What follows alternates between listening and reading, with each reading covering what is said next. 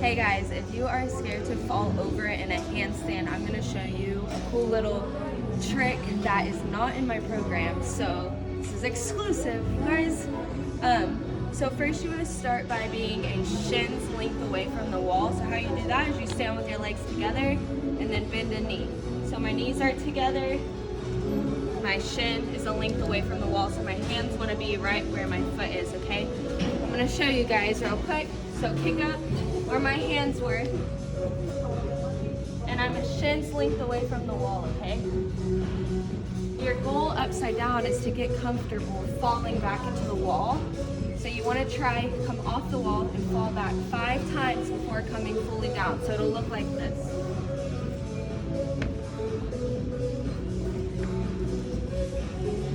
Fall back, push off, fall back, push off, fall back. 5 times. I hope this helps you guys get more comfortable falling.